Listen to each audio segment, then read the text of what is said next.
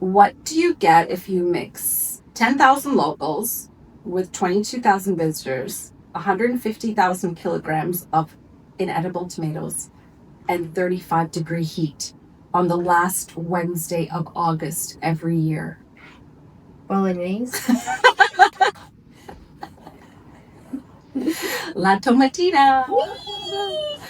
I'm Nalini Sharma, and I'm the co-host of Made in Spain. And I'm Laura Senior Garcia, and we are delighted to be here with Season 4, Episode 2, the one and only La Tomatina. yes, so do you want to get into it, Laura? Sure.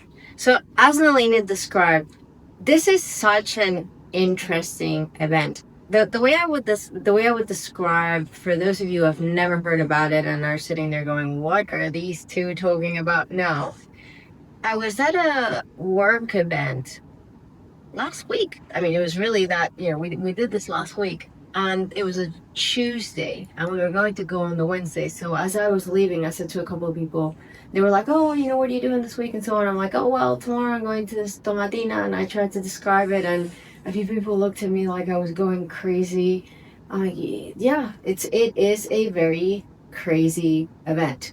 As a Spanish person who lives in the Valencian community, I have always seen it, always been fascinated by it, but never got anywhere near. So this was the first time for both of us, and it was amazing. I think it is described as the biggest food fight in the world. It has to be. I can't imagine anything being bigger than that. I mean, okay, let's first say where it takes place every year. Mm-hmm. It is in the town of Buñol, which is just west of the city of Valencia, the actual city itself. But it is in the Valencian community. Yes. And it's 40. So Nalini drove from here, which is, near Benidorm-ish. Mm-hmm. So that took me a good almost hour 45 minutes. It wasn't bad, but still, it's a drive. And in my super incredible naivete and, sometimes not great planning, I stayed in Valencia thinking, Buñol is in the province of Valencia. It's going to be like super close. It was still a 47-minute drive just to get Valencia. There. Yes, not even, talking about the parking situation, but we'll talk about that in a second. So this is where it takes place. It is there. If you plan to attend it, just check whatever the last Wednesday in August is. That is when it takes place. They don't change the dates. There is no rain, so I don't even think you need to worry about that. Oh, no. And, it is. I think it'd be kind of nice if it rained. Oh, my goodness. Like water mixed with tomato. Yeah, definitely a tomato soup, that tomato swimming pool. Yes. So do you want to maybe cover a little bit of the history of the festival? The history is very unique. Yes. Very, very unique. And it's one of these things when you start doing research for these topics, I read different versions and I'm always like, really? Like, I'm not entirely sure that a lot of these things are accurate, but it is what the research shows. I think it's just passed down. It's yes. Stories that are passed down that have taken on its own, its own life now. This is very interesting. Origin year, 1945. Yes. So not that tremendously long ago. And apparently it was a spontaneous tomato fight. Right. So how on earth a spontaneous tomato fight broke out? Who knows? But apparently there was some kind of parade and there was a float and people were throwing vegetables in frustration. So who knows? It may have been a bad year, a bad crop, mid-40s, you've got, Second World War, God knows. But that's what happened. And it was in Buñol, specifically. Yes. They are super proud, as Nalini can tell you, that this event happens there. And it is extremely unique when you get there. I don't know, how many nationalities do you reckon we saw? A lot. There's a whole world. The whole world converges on this town that has a population of just under 10,000 people. So a little village. It's a little village. A little village that you have to be going there to get there. It's not somewhere that you're going to... You don't stumble upon this village. No. Another very interesting fact from a historical standpoint, Franco banned the Tomatina. Yeah. Because it was un-Spanish, Right. from what he kind of perceived. He saw it as something rebellious. Yes. So he banned it. And it was actually in the 50s, locals actually held a symbolical funeral, Yeah. trying to kind of get it back. And, all of this, if you haven't been, may sound like, what? But it is very special. I can't describe it. Like, I thought it was going to be a lot more wild or whatever you want to call it. Like, oh, this is kind of crazy. But the whole vibe of the event, I got really, really positive energy from it. And I was surprised how many people of like different ages were there. What were your thoughts? I think it was probably one of the strangest things I've gone to in my life. I mean, honestly, but not in a bad way, in a good way. Also, it's hard to, listen, it's a small town. Yeah. It's away from the sea. Mhm. You really have to drive in, and it is up high. So to get to the street where they hold the festival, you have to descend, and it's quite far. It's a good 25 minutes in, depending on the route that you have to take. I saw people there who were older. I don't know how they managed. I saw some kids. I mean, young. We saw ladies with canes. Yeah, I don't know, because we did it. We had to go back to the car, come back to the thing, and yeah, we were dead the next day, dead. But I actually said to Nalini, I had like the worst, I could barely walk because the next day, I was really not expecting for us to do so much walking. No, I had little stairs, these little cobblestone stairs, and you're walking through the village. So I arrived just maybe half an hour before you, and I thought I did it. 7:30 in the morning. Yeah, and they, the organizers said, you have to arrive. This was the first time we applied for a media pass. As our podcast. Thank you, Town Hall of Buñol, for giving us a media pass.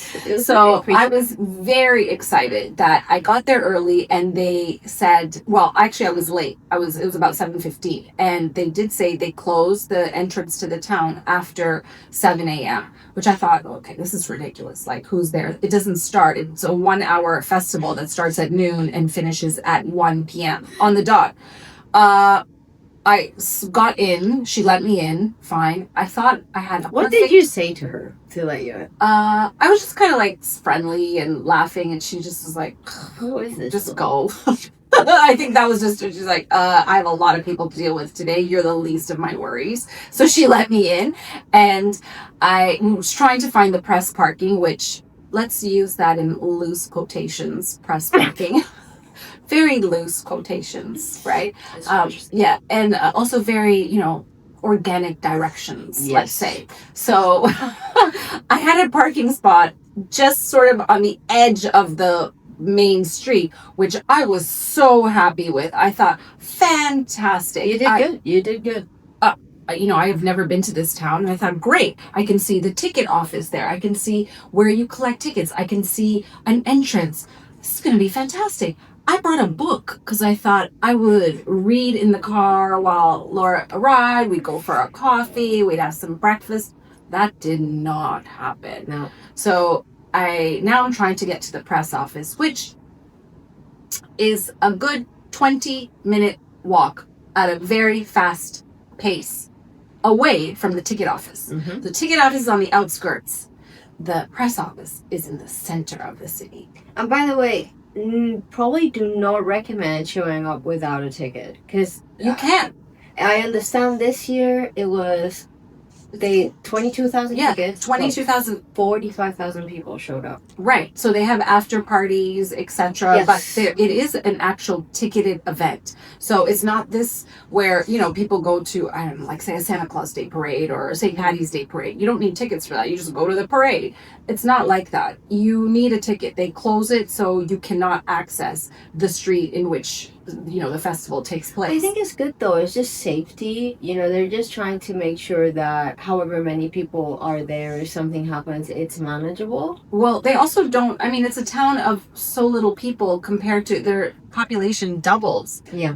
At the minimum, it doubles. If somebody gets hurt or something happens, who's helping you? It's not, it is not for the faint of heart. I would not say this is Yeah, you're just gonna go hang out for the day there. You're getting covered from head to toe in tomatoes, except us. We did not.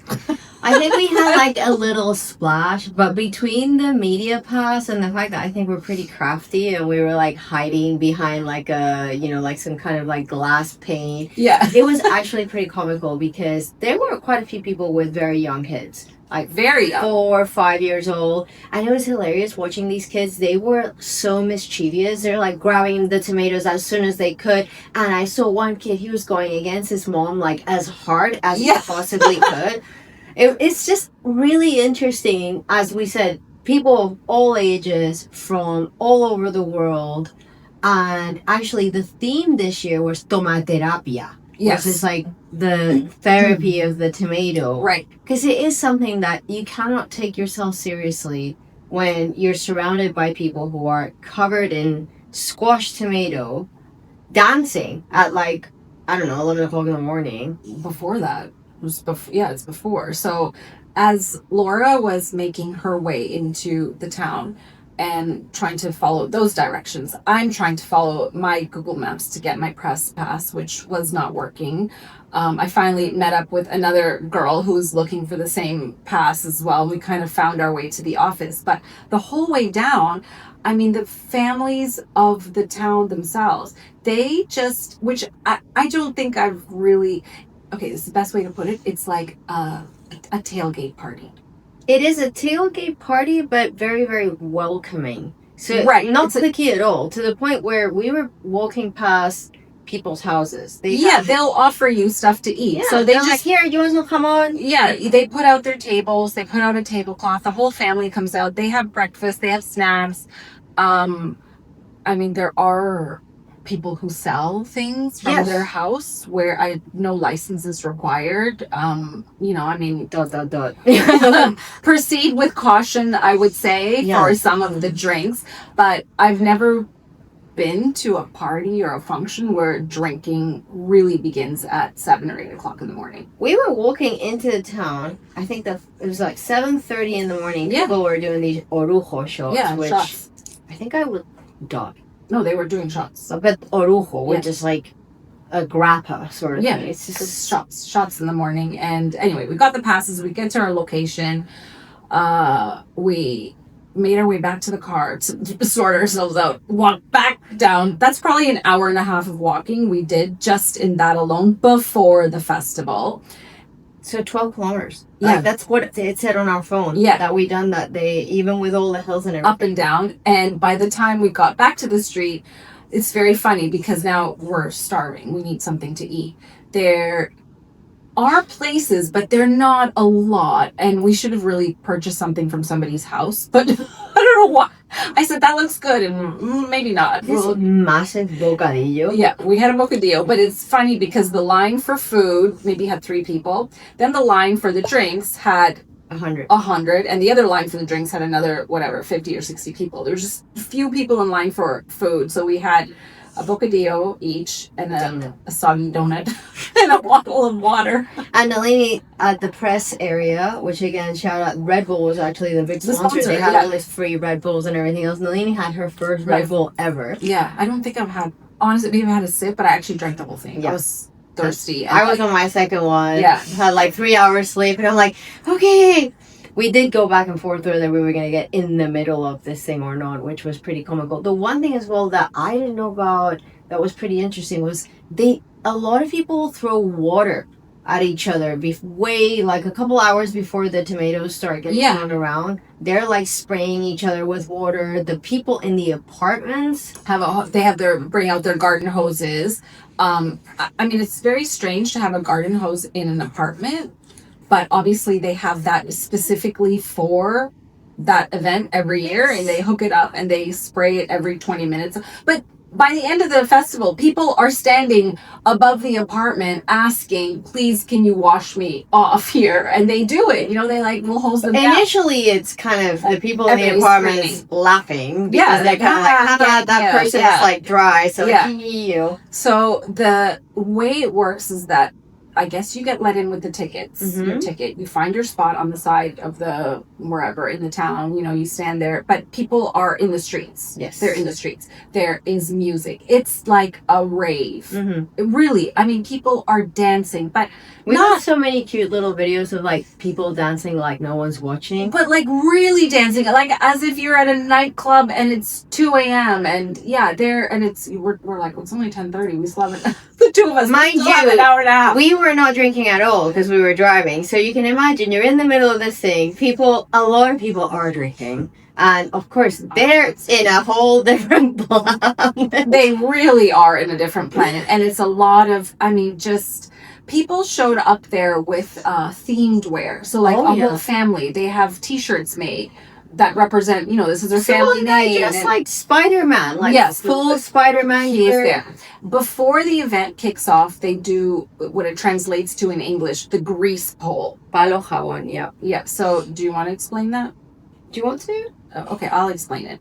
I actually sat beside the journalist from Vancouver and he showed me the footage. We saw it happening, but we couldn't get to it simply because there were 10,000 people between us and the pole. So about an hour before the festival, the tomato throwing kicks off, I don't know what the representation of it is, but it's a wooden pole, sort of like a telephone pole. It's just a big wooden pole. Yeah.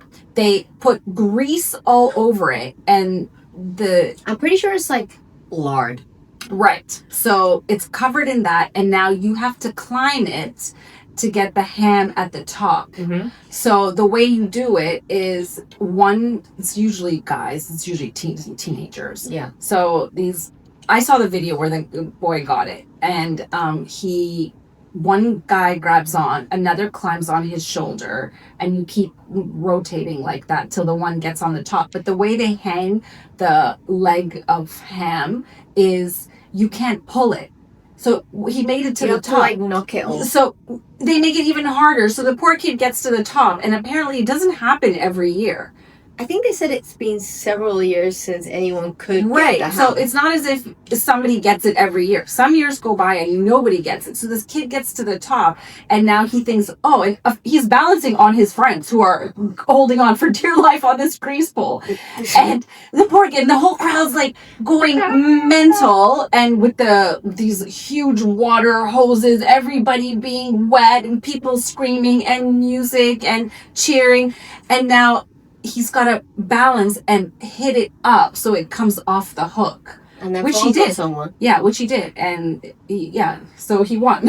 He won the leg of ham, I guess. So supposedly that's when the Tomatina truly starts. Right. When the ham comes off. But it starts anyway. If the ham doesn't come off, it starts anyway. But that's supposedly, if you want my perspective, I think they said, okay, all these people, this is probably what someone thought, all these people showed up and they're waiting around, for all these trucks to come with the tomatoes. We need to find a way to entertain them. Some very horrible person thought that greasing up a pole and putting a ham at the top would be the best possible entertainment for 10,000 people waiting for, a bunch of tomatoes to show up.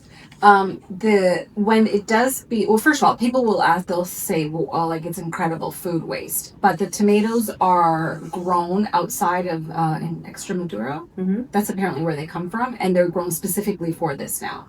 So they're not tomatoes for consumption. It's a specific type where you wouldn't eat it. Yeah. After that day, I actually think it was several days before I wanted to get anywhere close to either any tomato sauce, any tomato, because the smell, acidity of the tomatoes, you smell like you've just basically had your kid pour SpaghettiOs all over you. Yeah, it's not. And listen, it is, if you're in the melee of it and your thing is to get covered head to toe in tomatoes and your hair and it's on and we had goggles too, even though we didn't get near the spring. We were quite far away. We were far. I did record Nalini throwing a couple of tomatoes. Yeah, which I felt bad because I was so far back and I thought I'm gonna throw it and somebody's gonna see that I've thrown it and now I'm gonna get a tomato in the face. Her look of guilt. And then one of the press came up and because we were gonna go in after they told us we met this gentleman Dave from Canada. Yeah. And Dave from Canada, who's been going for 25 years, said, really, yeah, get in after the 5th truck. Right. Because that's when people have calmed down a bit. They've had all their tomato throwing, got it out of their system. Yeah. And then one other guy from the press looked at us and went, you know what? I would not go in there if I were you, because you guys are clean, pristine white now, and you are targets for people. Yes. Like, they will absolutely, beat you up with the tomatoes. And we're like, okay. So, we were in it, but we weren't in it. And I have to say, the police did a great job. That's another story. Okay, it was like a modeling police show or something. Really? They were police, really good looking police. Yeah. Shout out to the Guardia Civil in that area. I think it's the uniform time. I don't know. I think there's a lot of really good looking police here today. But these poor people, I felt bad for them, because, you think, you're a Guardia Civil, so what am I doing here? They were stone faced. Like, people are throwing tomatoes and machines and whatever. And they're just very straight faced, very professional, watching everybody. They have the helicopter that flies over to make sure, things are safe. I don't know of any incidents that happened other than petty apparently theft. a few years ago, they did ask people to stop ripping each other's clothes, because what happened was before it was people got really into the throwing of the tomatoes, and then it was very common. So actually, supposedly they kind of put some rules out there. Right. You're supposed to only throw tomatoes, don't throw bottles or hard objects, which again, interesting that you have to tell people that. Squish your tomatoes before throwing them. So if you get a whole tomato, you're supposed to squish it. Okay. So that, again, because the whole tomato is like throwing a rock at someone, so you can imagine it'd be quite painful. Don't tear clothes. So that is what I saw. A couple of people going up to the police going, I got, someone grabbed my t-shirt and they tore it, kind of getting too. And then the other thing is stop when the second cannon. Right. So there's a start where everybody's stop, and then there is a stop. And they do ask you not to throw tomatoes at the people in the balconies. Right. But where we were standing, that's the only thing the two guys beside us were doing. So here's my take on it. I believe the guys that were standing beside us worked at the town hall. And they were throwing tomatoes at some of their colleagues. It must have been, because it's the only direction they threw tomatoes was through that window at the women standing there. And I kept kind of seeing, they knew each other. They must have. They knew each other. It was pretty comical for sure. So, overall, would you go again? Yes, I would. I think if I go again, I think I am going to go again. If I go again, I would like to make it so that I am not driving, right? In and out. I don't know how. We'd have to figure the logistics of this out. We've seen quite a few people on bus tours, which, again, interesting how those buses smell afterwards. I don't know. Especially some people that I think came, because there were signs, it's like Madrid, Barcelona. I'm thinking, oh my God, 8 hours in a bus to Barcelona after being in this thing. Well, they have people. We saw the guy when we were leaving on our side, that side street we were on. He had, I think he was with the town, but he had a hose and he was hosing people off one by one. Right. It's just a hose, though. Yeah. There was no soap or anything. So, there's no soap. Just saying. It's a lot to go through. But I would go back not having to drive if someone else was driving, because I do think it would be fun to have a couple of drinks and kind of get into it a little bit. Stone cold sober, throwing tomatoes at each other is an interesting situation. Yeah, I think that's why there's a lot of morning drinking. Yeah. But it's an event that, congratulations to that town. Yeah. It's where amazing. They bring in, the tourists spend money on drinks. They bring a tour in. There's an after party. You have to buy tickets. It has to generate revenue for that town. It does. Yeah.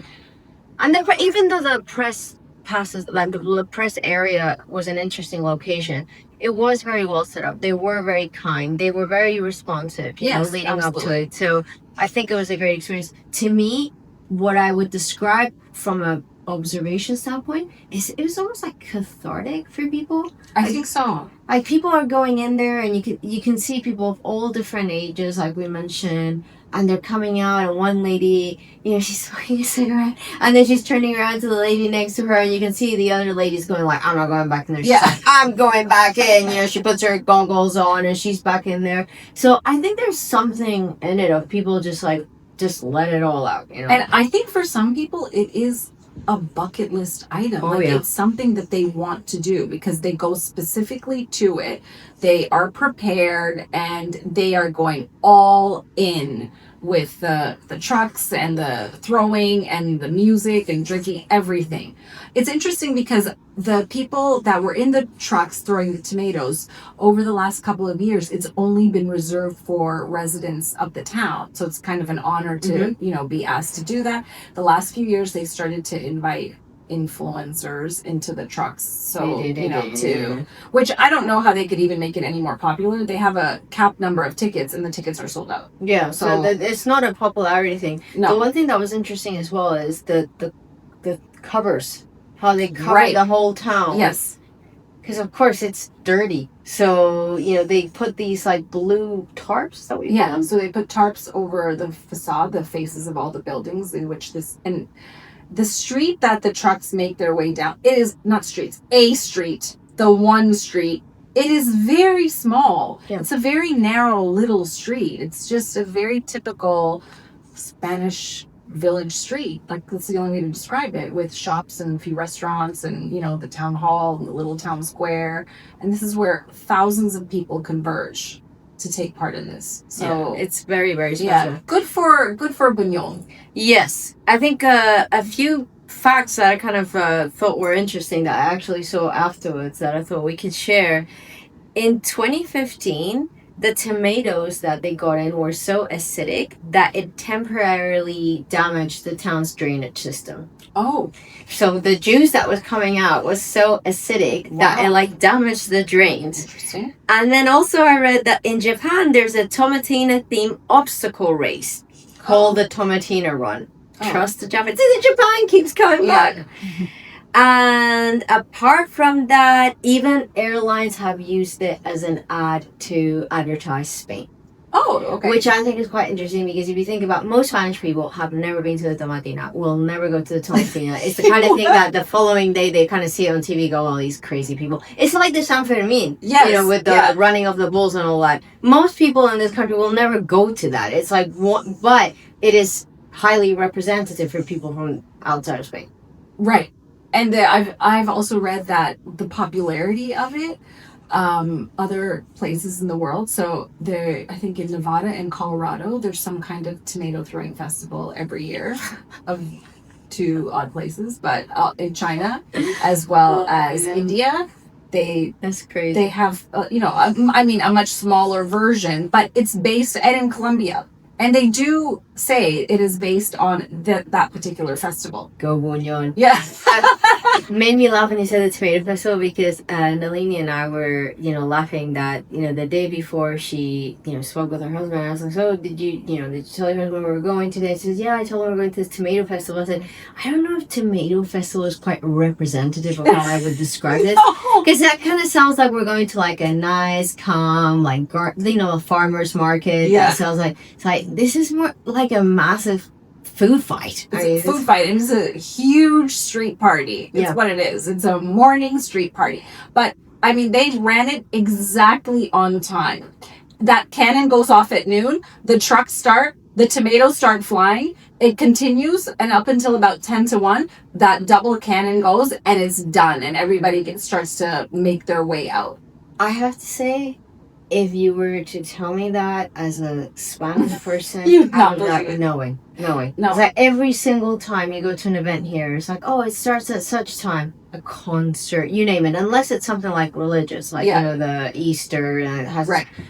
And, 3 hours later, it's like, what is going on? Why are we late? You've been planning for this all year. No, in this case, you said, it's extremely timely. And just a little piece of advice. If you do happen to attend this next year, Guardia Civil have, or at least this year, had to checkpoints. Don't drink and drive. Do not drink and drive. I mean, don't drink and drive in general, obviously. Right, but just, yeah, you will get... They were breathalyzing almost every car leaving. I have to say, it's embarrassing, but so they did stop me, and I had not had to, blow into a breathalyzer machine, I don't know, like 10 years or something. So, all of a sudden, even though you haven't done anything, we hadn't been triggering. I was nervous. No, and honestly, the car before me, and I thought, oh my God, I'm going to get stopped. I'm going to have to I've never done a breathalyzer. I start to panic because they're so serious, Guardia Civil. Well, they're not friendly. I actually didn't tell you fully what happened as well, where he handed me the thing, and then I start blowing into it. He's like, lady,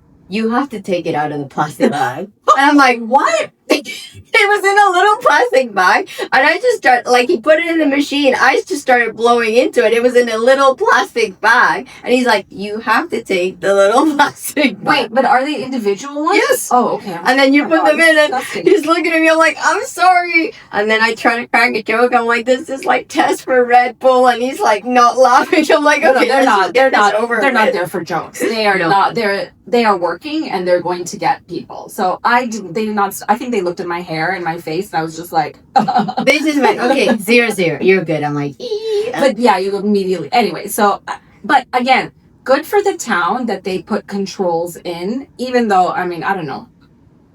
If you are, I really say this to every person that comes here, rents a car. Do not take the car. I mean, just don't. Stay in an Airbnb or what have you, or at least be prepared. You need to have a designated driver if you're going in a group. 100%. And the festival is so big now. There's an after party sponsored by Red Bull. Yes, there's an after party, which is huge. At the sports center. Yeah, the sports city. Yeah, there's a huge after party where after you shower off. We were done. No, we left, but it was. I mean, can you imagine from this little town that it started off as something small and it's grown and grown and grown? A food fight in 1945. Right. What it is now. And now Red Bull's the sponsor of the, La Tomatina after party. Which, again, I think it's fantastic for the town. Yeah, absolutely. Slice of life. Slice of life.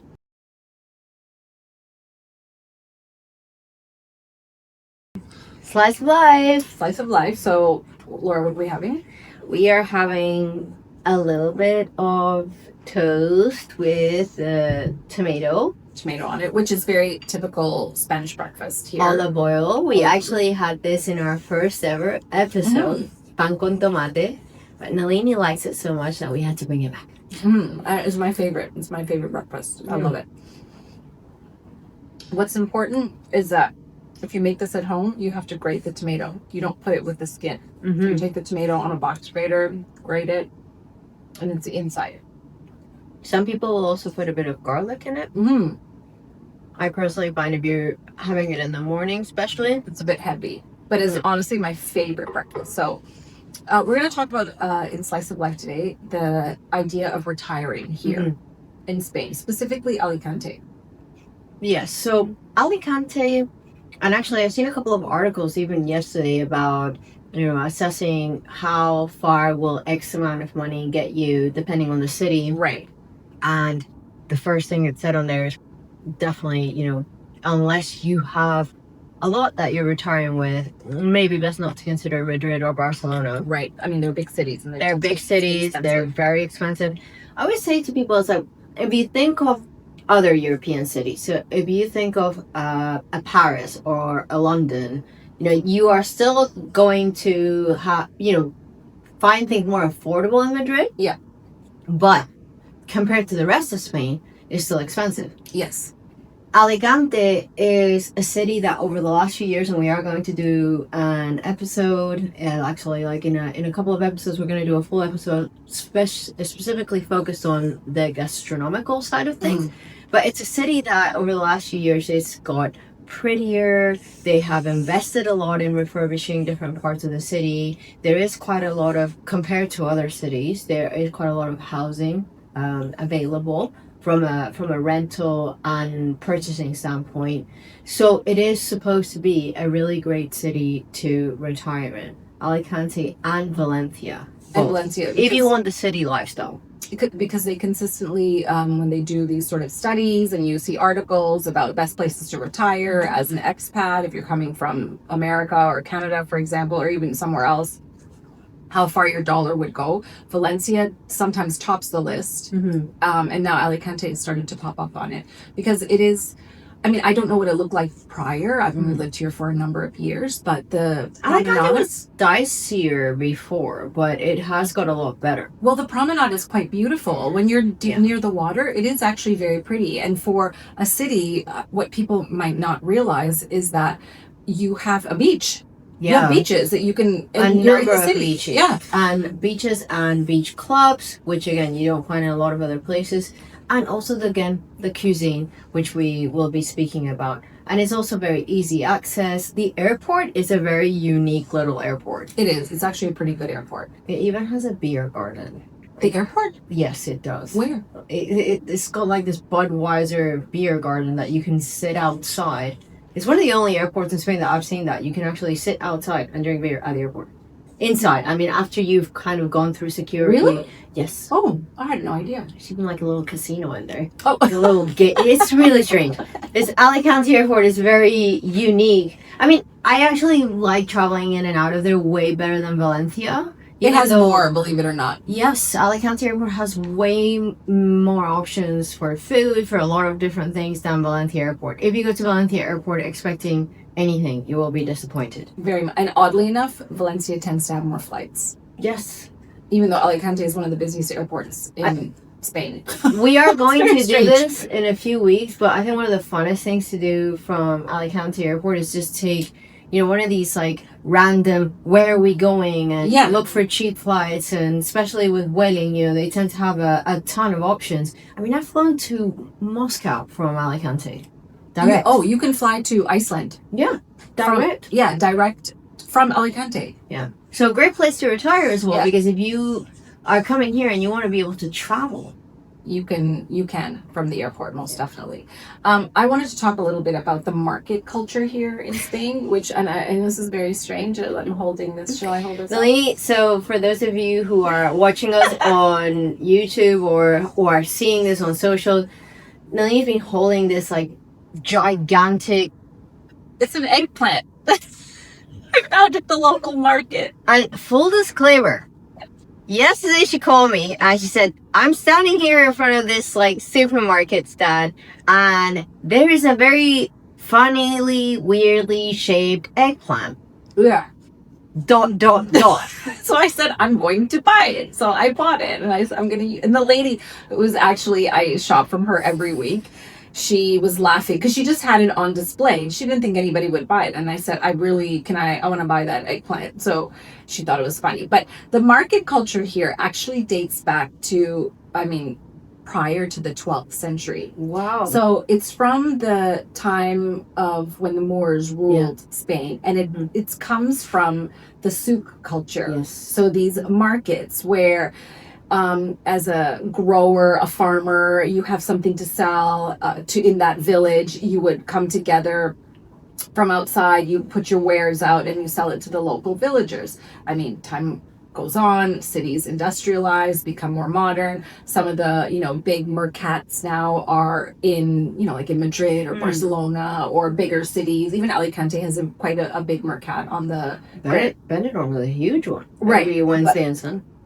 But I'm saying the ones that have moved inside. So, okay, like now, the actual mercados. So they went from being street markets to being more permanent fixtures. But the towns along, especially on this side of the coast, on the Costa Blanca, every week, each town has a specific market day in which you get fresh produce, you get, if you need a part for your washing machine, you can probably find it at the local market. It's just a random collection of things. So in my local market, it happens to be on a Sunday, and I love going because I get super fresh produce.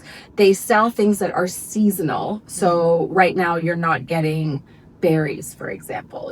There are trucks full of watermelons and melons and peaches and plums, eggplants, those types of things, and it's very inexpensive. So if you I take a bag of coins when I go. I barely even use bills. It's just coins. You can buy fresher things for a fraction of the price. And it's really interesting too. It's just an interesting kind of collection of people at the local market. It's a really good activity to do, even if you're just walking around and looking. And it's funny that you say that, because I immediately said, "Oh, the Benidorm market is on Wednesday and Sunday." Because when I lived there, like everybody just knows, Right? Like that is the market day. Those are That's market the day days, that yeah. we want to go buy X, Y, Z. And there's always like really unique things. Like most markets, maybe not the one in Polo, but some of the bigger ones have the salted fish stand.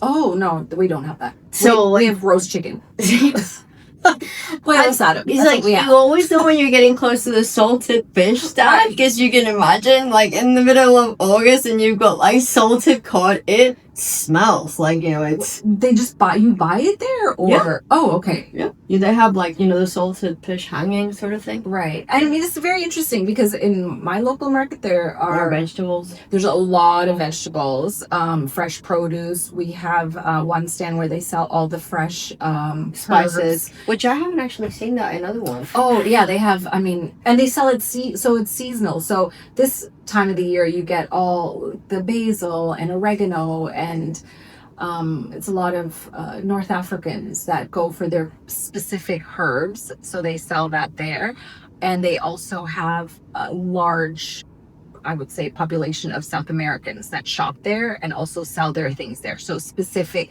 produce for South Americans. And this is just my local market. So if you happen to travel here in anywhere along the Costa Blanca, you can easily find the information online. Yes. And you just look up your town and their weekly market day. It won't change because it hasn't since the 10th century. So it will stay the same. And don't be alarmed, by the way, if you see the aftermath. They do clean it up very quickly. Within hours. Within hours, it's all gone. But when you see right after, it's terrible. Like it looks like, a war. But they do clean it up really quickly. Yeah, so that's my science activity. All right, do you want to do the sentence of the day? Sure. Are you going to continue holding the eggplant? Strange eggplant. I have to cook this. We're going to call it a Stranger Things eggplant. It is. Yeah. Yeah. Okay. Sentence of the day. Esto va a acabar como el rosario de la aurora. No. I think Tomatina. Okay. Esto va a acabar como el rosario de la aurora. No, that one I have no concept of that. Okay, so rosario, rosary. Right. This is gonna finish like the rosary of the aurora. Aurora would be like the first time of the day. Okay. So apparently, excuse me, one second. Do you want this water? Yes. I had water. I don't know where it